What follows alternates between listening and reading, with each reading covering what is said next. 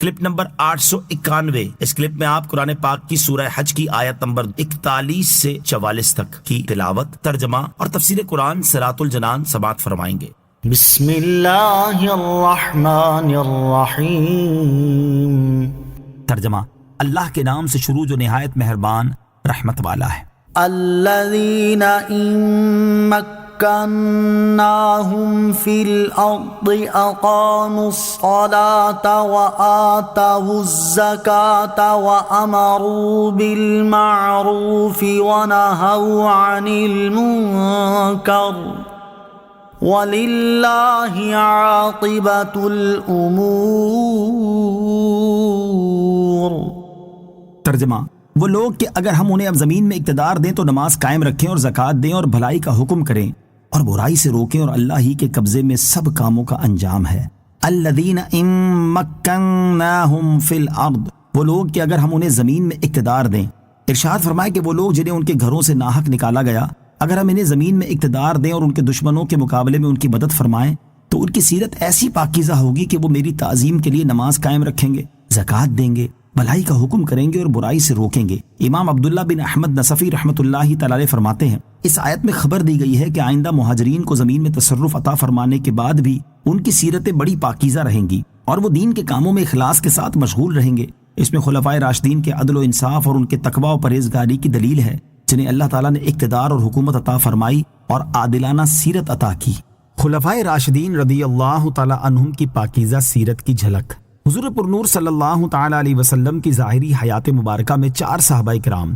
حضرت ابوبکر صدیق، حضرت عمر فاروق، حضرت عثمان غنی اور حضرت علی المرتضیٰ رضی اللہ تعالیٰ عنہم کو تاجدار رسالت صلی اللہ تعالیٰ علیہ وآلہ وسلم کی بارگاہ میں دیگر صحابہ کرام رضی اللہ تعالیٰ عنہم کے مقابلے میں خاص قرب اور مقام حاصل تھا، اور یہ 4 صحابہ کرام رضی اللہ تعالیٰ عنہم سیرت و عمل اور پاکیزہ کردار کے لحاظ سے بقیہ صحابہ کرام رضی اللہ تعالیٰ عنہم پر فوقیت رکھتے تھے، اور ان کی عبادت و ریاضت، تقویٰ و پرہیزگاری اور عدل و انصاف بے مثل حیثیت رکھتے تھے۔ پھر جب سید المرسلین صلی اللہ تعالیٰ علیہ وسلم کا ظاہری وصال ہوا تو بالترتیب ان 4 صحابہ کرام رضی اللہ تعالیٰ عنہم نے مسلمانوں کی امامت و خلافت کی ذمہ داری کو سنبھالا۔ ان کی خلافت کو خلافت راشدہ کہا جاتا ہے۔ ان کے دور خلافت میں اللہ تعالیٰ نے مسلمانوں کو زمین پر غلبہ و اقتدار عطا فرمایا، اور مسلمانوں نے اللہ تعالیٰ کے فضل و کرم اور اس کی مدد و نصرت سے روم اور ایران جیسی اپنے وقت کی سپر پاورز کو قدموں تلے روند کر رکھ دیا، عراق اور مصر پر قبضہ کر لیا، اور افریقی ممالک میں بھی دین اسلام کے جھنڈے گاڑ دیے۔ اتنا عظیم اقتدار اور اتنی بڑی سلطنت رکھنے کے باوجود ان صحابہ کرام رضی اللہ تعالیٰ عنہم کی سیرت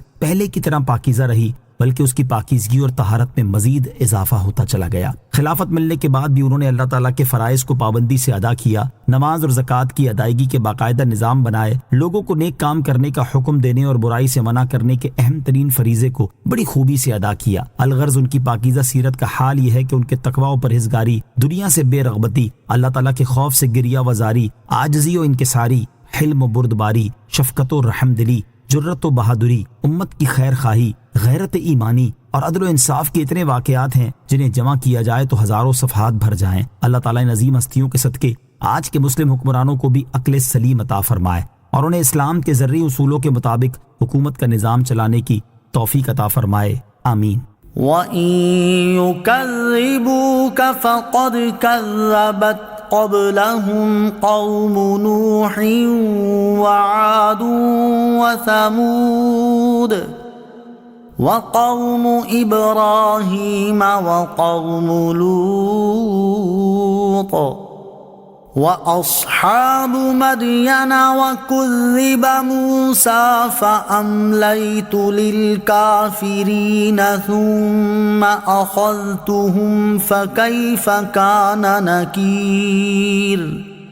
ترجمہ: اور اگر یہ تمہاری تکذیب کرتے ہیں تو بے شک ان سے پہلے نوح کی قوم اور عاد اور سمود تکذیب کر چکے ہیں، اور ابراہیم کی قوم اور لوط کی قوم اور مدین والے اور موسیٰ کی تکذیب کی گئی تو میں نے کافروں کو ڈھیل دی، پھر انہیں پکڑا تو میرا عذاب کیسا ہوا۔ وَإِن يُكَذِّبُوكَ،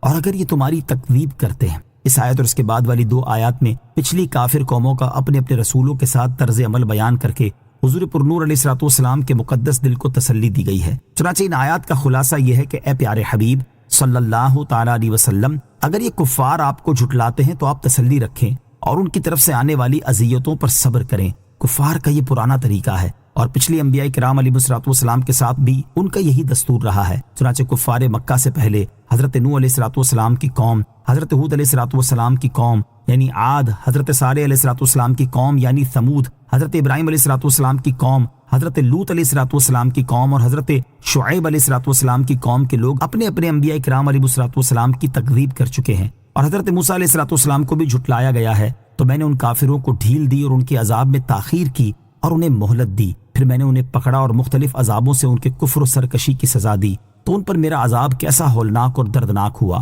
اے حبیب صلی اللہ تعالی علیہ وسلم، آپ کی تکذیب کرنے والوں کو چاہیے کہ اپنے انجام کے بارے میں سوچیں اور پچھلوں کے انجام سے عبرت حاصل کریں۔ اگر یہ اپنی حرکتوں سے باز نہ آئے تو ان کا انجام بھی بہت خوفناک ہوگا۔ فَكُذِّبَ مُوسَىٰ، اور موسیٰ کی تکذیب کی گئی۔ یہاں حضرت موسیٰ علیہ السلام کے بارے میں یہ نہیں فرمایا گیا کہ آپ کی قوم نے آپ کی تکذیب کی، اس کی وجہ یہ ہے کہ حضرت موسیٰ علیہ السلام کی قوم بنی اسرائیل نے آپ کی تکذیب نہ کی تھی، بلکہ فرعون کی قوم قبطیوں نے حضرت موسیٰ علیہ السلام کی تکذیب کی تھی۔